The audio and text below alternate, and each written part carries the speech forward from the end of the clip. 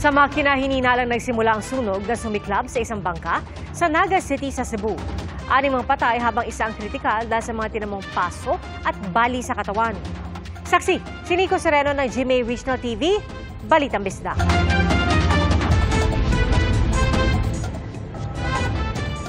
Mag-aalas 8:30 kagabi, ganito ang sitwasyon ng FBCA King Brian. Sa gitna ng dilim, nilamon ng apoy ang bangka sa dagat sa Naga City, Cebu.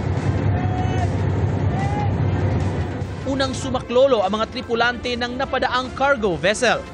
Sila rin ang nag-abiso sa Philippine Coast Guard na agad namang rumisponde.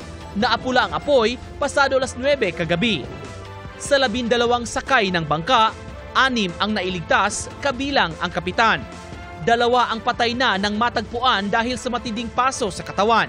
Sa lakas ng alon kagabi, di agad natagpuan ang 4 na kasama nila. Na-recover ang kanilang bangkay kaninang umaga. Batay sa investigasyon, galing ang bangkang pangisda sa Gilutungan Island sa Masbate at pumalaot nitong June 2. Kwento ng mga nakaligtas, 2 makina ng bangka ang pumalya umano.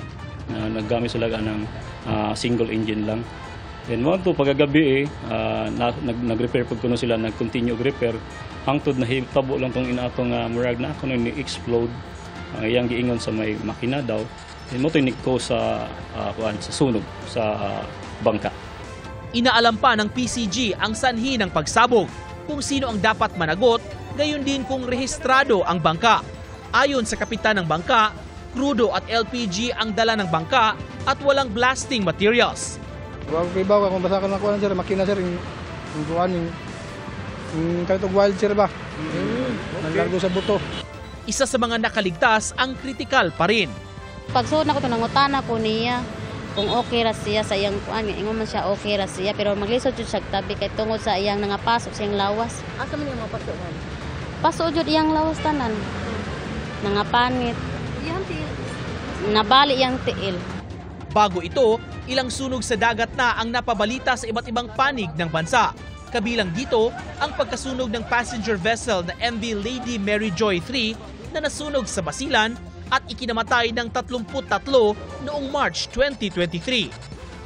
MV Esperanza Star na nasunog sa dagat ng Bohol noong June 2023.